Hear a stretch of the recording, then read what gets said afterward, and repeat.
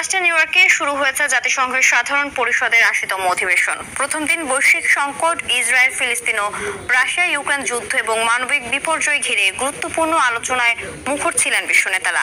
ইমতিয়াজ আহমেদের রিপোর্ট।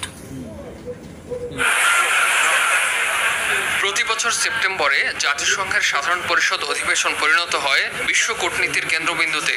এবারও এর ব্যতিক্রম হয়নি। গাজা যুদ্ধ, ইউক্রেন সংকট, জলবায়ু পরিবর্তন ও বৈশ্বিক অর্থনৈতিক মন্দা সবই উঠে এসেছে বিশ্ব নেতাদের বক্তব্যে।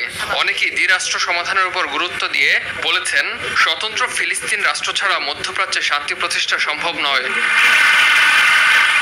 অধিবেশনের উদ্বোধনী দিনে বক্তব্য দিয়েছেন তুরস্কের প্রেসিডেন্ট রিসেপ তাইয়েপ এরদোয়ান। এদিন বিভিন্ন বিষয়ে কথা bölleও গাজায় প্রায় 2 বছর ধরে চলা ইসরায়েলি আগ্রাসনকে সবচেয়ে বেশি প্রাধান্য দিয়েছেন তুরস্কের president. Yemen'e, Lübnan'a saldırılar düzenleyerek bölge barışını da ফিলিস্তিনের ক্ষুধার্ত মানুষের ছবি দেখিয়ে অধিবেশনে গাজার মানুষকে অভুক্ত রাখা দখলদার ইসরায়েলের তীব্র সমালোচনা করেছেন এরদোয়ান। bu vahşetin sorumluluğuna আপনার বিবেককে উপলব্ধি করুন আর এই প্রশ্নগুলোর উত্তর দিন। 2025 সালের এমন বর্বরতার জন্য আমাদের কি যুক্তিসঙ্গত কোনো কারণ আছে? এই লজ্জাজনক ছবি গাজায় হচ্ছে এবং গত 23 মাস ধরে অনবরত হচ্ছে। Filistinli mazlumların yanında মার্কিন প্রেসিডেন্ট ডোনাল্ড ট্রাম্প সাধারণ পরিষদে তার ভাষণে বিশ্ব নিয়ে নিজের ভীষণ তুলে ধরেন।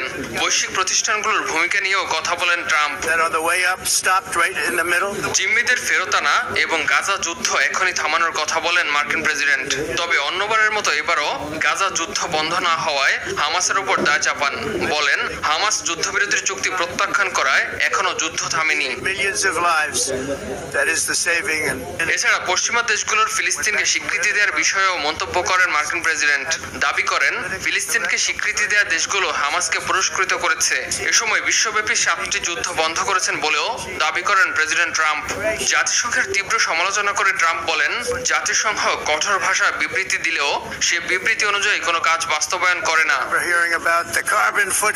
এদিকে জাতিসংঘ মহাসচিব গুতেরেস তার বক্তব্যে সতর্ক করে বলেন, বিশ্ব একের পর এক সংঘাতের মুখে দাঁড়িয়ে জরুরি পদক্ষেপ না নিলে মানবিক বিপর্যয় আরো গভীর হবে বলেও সতর্ক করেন মহাসচিব।